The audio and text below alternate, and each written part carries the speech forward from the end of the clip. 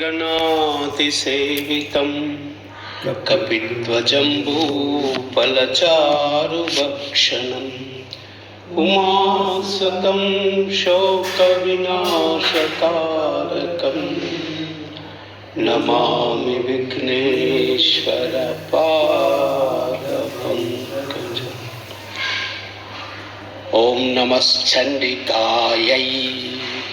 अस्य श्री चंडी कवचस्य ब्रह्मा ऋषिः अनुष्टुप् छन्दः चामुण्डा देवता अंगन्यासोक्तमातरो बीजम् नवावरणो मंत्रशक्तिः दिग्बन्ध देवता तत्वं श्री जगदम्बा प्रीत्यर्थं सप्तशती पाठंगत्वेन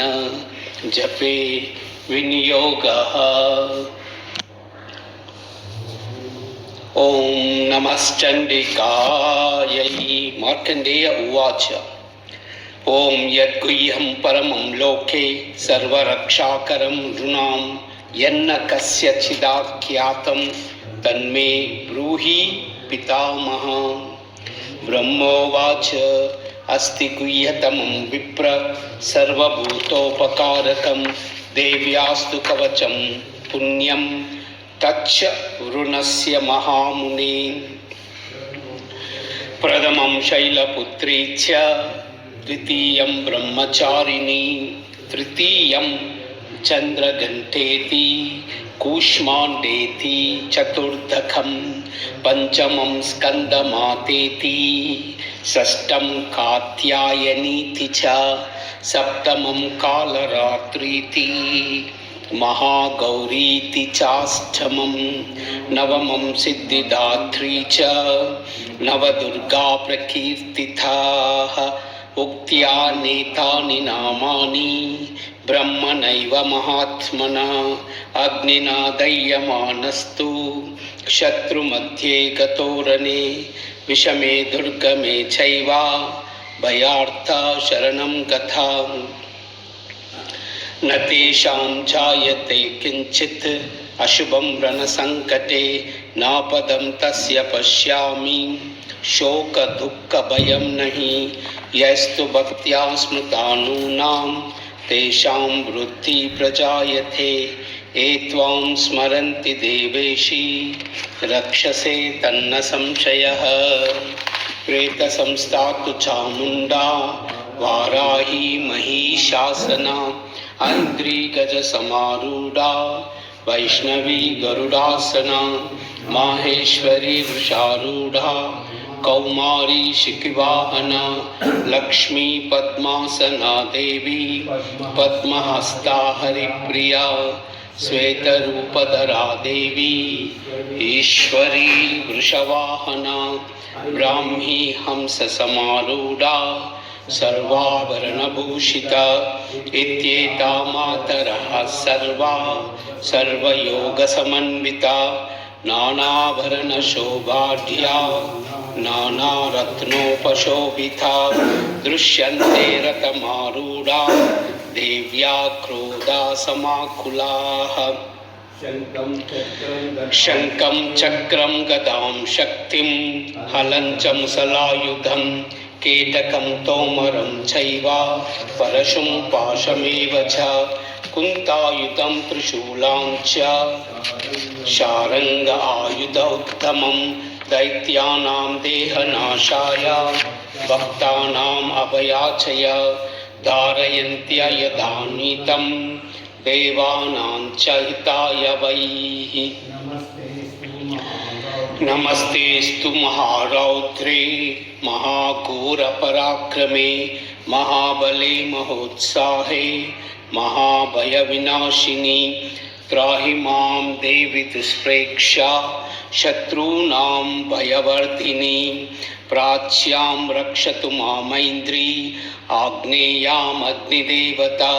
दक्षिणे वतु वाराही नैऋत्यां खड्गधारिणी प्रतीच्यां वारुणी रक्षेत् वायव्यं मृगवाहिनी उदीच्यां पातु कौमारी ऐशान्यां शूलधारिणी ऊर्ध्वं ब्रह्माणि मे रक्षेत् अधस्तात् वैष्णवी तदा एवं दश दिशो रक्षे चामुण्डा शववाहना जया मे चाग्रतः पातु विजया पातु पृष्ठतः अजिता वामपार्श्वेतु दक्षिणे अपराजिता शिखां युद्योतिनी रक्षे उमा मूर्ध्नि व्यवस्थिता मालाधरी ललाटे च भ्रुवौ रक्षे यशस्विनी त्रिनेत्रा च भ्रुवोर्मध्ये यमघण्टा च नासिके शङ्किनी चक्षुषुर्मध्ये श्रोतयोर्द्वारवासिनी कपोलौ कालिका रक्षे कर्णमूले तु शाङ्करी नासिकायां सुगन्धा च उत्तरोष्टे च चर्चिका अधरे चामृतकला जिह्वायां च सरस्वती दन्तान् रक्षतु कौमारी कण्ठदेशे तु चण्डिका घण्टिकां चित्रघण्टा च महामाया च तालुके कामाक्षी चुबुकं रक्षेत् वाचं मे सर्वमङ्गला ग्रीवायां भद्रकाली च पृष्ठवंशे धनुर्धरी नीलग्रीवा बहिर्कण्ठे नलिकां नलकूबरी स्कन्दयो खड्गिनी रक्षे बाहु मे वज्रधारिणी हस्तयोर्दण्डिनी रक्षेत् अम्बिका चाङ्गुलीषु च नकान् चूलेश्वरी रक्षे कुक्षौ रक्षे कुलेश्वरी स्तनौ रक्षे महादेवी मनः शोकविनाशिनी हृदये ललिता देवी उदरे शूलधारिणी नाभौ चौकामिनी रक्षेत् गुह्यं गुह्येश्वरी तदा पूतना कामिका मेढ्र्यं गुदे महिषवाहिनी कट्यां भगवती रक्षेत् जानुनी विन्ध्यवासिनी जङ्गे महाबला रक्षे सर्वकामप्रदायिनी गुल्पयोर्नारसिंही च पादपृष्ठे तु तैजसी पादाङ्गुली श्रीरक्षेत् पादादस्थलवासिनी नकान्ध्रंष्ट्रकराली च केशाञ्च ऊर्ध्वकेशिनी रोमकूपेषु कौबेरी त्वचं वागीश्वरी तदा रक्तमज्जावसामांसा अस्तिमेधांसि पार्वतीं अन्त्राणि कालरात्रिश्च पित्तञ्च मुकुटेश्वरी पद्मावती पद्मकोशे कफे चूडामणि तदा ज्वालामुखी नखज्वाला मभेद्या सर्वसन्दिषु शुक्रं ब्रह्माणि मे रक्षेत् छायां चैत्रेश्वरी तदा अहङ्कारं मनोबुद्धिं रक्षेन् धर्मधारिणी प्राणो प्राण तदा व्यानम् उदानं च समानखं वज्रास्तामि रक्षेत् प्राणं कल्याणशोभना रसरूपे च गन्धे च शब्दे स्पर्शे च योगिनी सत्वं रजस्तमश्चैव रक्षे नारायणी तदा सदा आयु रक्षतु वाराही धर्मं रक्षतु वैष्णवी यशः कीर्तिं च लक्ष्मीं च धनं विद्यां च चक्रिणी गोत्रमिन्द्राणि मे रक्षेत् पशून् मे रक्ष चण्डिके पुत्रान् रक्षे महालक्ष्मी भार्यां रक्षतु भैरवी सन्तानं सुपदा रक्षे मार्गं क्षेमकरी तदा राजद्वारे महालक्ष्मी विजया सर्वतः स्थितः रक्षाहीनं तु यत्स्थानं वर्जितं कवचेन तु तत्सर्वं रक्ष मे देवी जयन्ती पापनाशिनी पदमेकं न गच्छेतु यदीच्छेतु आत्मनः कवचेनावृतो नित्यं यत्र यत्रावगच्छति तत्र तत्रार्धलाभस्य विजयः सर्वकामिकः यं यं चिन्तयते कामं तं तं प्राप्नोति निश्चितं परमैश्वर्यमतुलं प्राप्स्यसे भूतले पुमान् निर्भयो जायते मर्त्या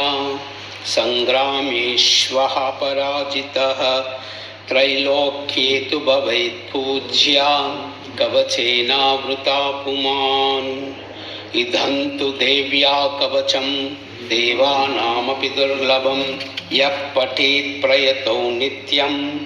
त्रिसन्ध्यं श्रद्धयान्वितः दैवी कला भवेत् तस्य त्रैलोक्यस्य पराजितः जीवेत् वर्षशतं साग्र अपमृत्युविवर्जितः नश्यन्ति व्याधयः सर्वे लुता विस्फोटकादयः स्थावरं जङ्गमं चैव कृत्रिमं चैव यद्विषम् अभिचाराणि सर्वाणि मन्त्रयन्त्राणि भूतले भूचरा खेचरा शैव जलजा शोपदेशिका सहजा कुलजा माला डाकिनी शाकिनी तदा अंतरिक्षचरा घोरा डाकिन्यश्च महाबला ग्रहभूतपिशाचाश्च यक्षगन्धर्वराक्षसा ब्रह्मराक्षसवेताला कूष्माण्डा भैरवादयः नश्यन्ति दर्शनातस्य कवचे हृदि संस्थिते मनोन्नतिर्भवेत् आज्ञा